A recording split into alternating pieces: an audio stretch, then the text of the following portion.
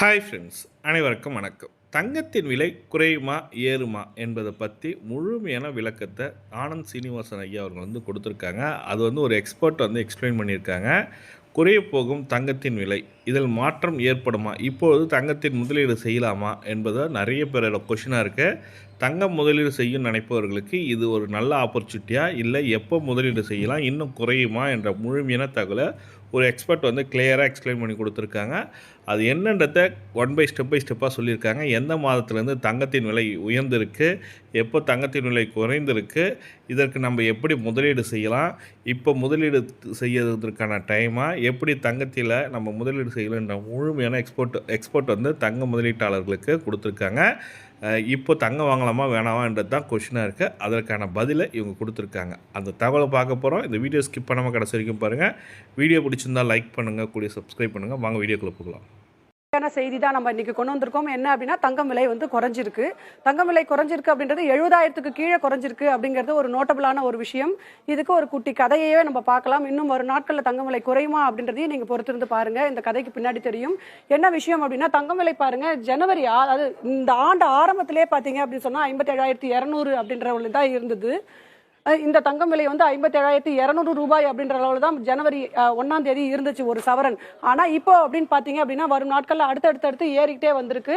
ஏறிட்டே வந்த தங்கம் விலை அப்படின்னா 74,320 ரூபாய் ஏப்ரல் 22ஆம் தேதி அதிகபட்ச அளவாக, அதாவது உச்ச விலை அப்படின்னு சொல்லலாம், அந்த ரேட்டுக்கு போச்சு.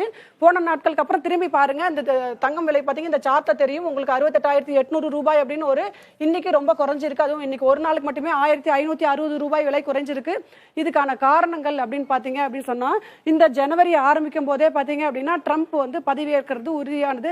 ஜனவரி 20ஆம் தேதி தான் ட்ரம்ப் பதவியேற்றார். ஆனா அதுக்கு முன்னாடியில இருந்து நான் அமெரிக்காவை காப்பாற்றுறதுக்காக பல விஷயங்கள் பண்ண போறேன், பொருளாதார நடவடிக்கைகள் எடுப்பேன், அதை பண்ணுவேன் இதை பண்ணுவேன் நிறைய சொல்லிக்கிட்டே வந்தார் இல்லையா. அந்த காரணங்களாக ஓகே என்ன பண்ணுவாரோ ட்ரம்ப் அப்படின்ற ஒரு அச்சத்தில் இருந்த முதலீட்டாளர்கள் என்ன பண்ணுவாங்க, பாதுகாப்பான முதலீடு அப்படின்ற நிலையத்தில் தங்கத்துல முதலீடு அப்படின்றதுனால தங்கத்துல முதலீடை குவிச்ச ஆரம்பிச்சாங்க. இதனாலதான் தங்கம் விலை கண்டினியூவா ஏறிச்சு.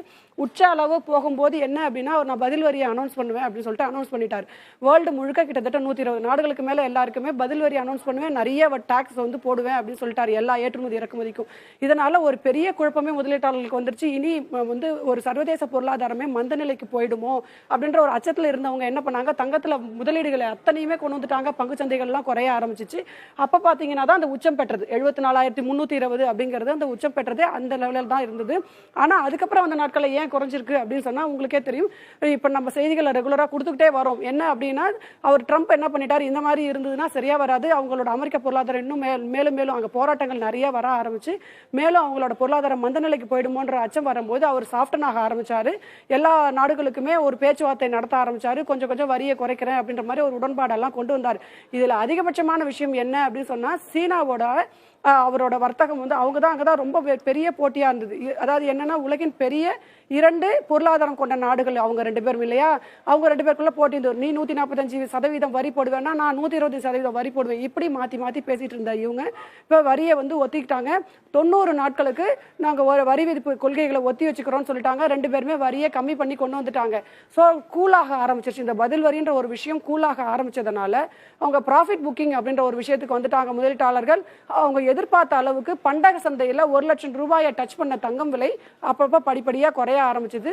அடுத்த படிநிலையா 97,500, இதெல்லாம் நான் என்ன சொல்றேன்னா 22 கேரட் ஆபரண தங்கம் MCXல ட்ரேட் ஆனது. அப்படி குறைஞ்சிக்கிட்டே வந்த தங்கம் இன்னைக்கு தங்கம் பண்டக சந்தையில குறைய ஆரம்பிச்சிருச்சு. அந்த விலை தான் நமக்கு ஆபரண தங்கத்துல உங்களுக்கு காட்டுது. குறிப்பா என்னன்னா, இன்னைக்கு ஆபரண தங்கத்துல அதோட விலை எதிரொலிச்சிருக்கு. தங்கம் விலை இன்னைக்கு 68,880 ரூபாய் அப்படின்ற ஒரு விலை தான் விற்பனை ஆகிட்டு இருக்கு. தங்கம் விலை இன்னும் மேலும் வரும் நாட்கள்ல குறையுமா அப்படின்னு கேட்டீங்கன்னா, டெக்னிக்கலி சப்போர்ட் இன்னும் ஒரு 3000 புள்ளிகள் அப்படின்றாங்க.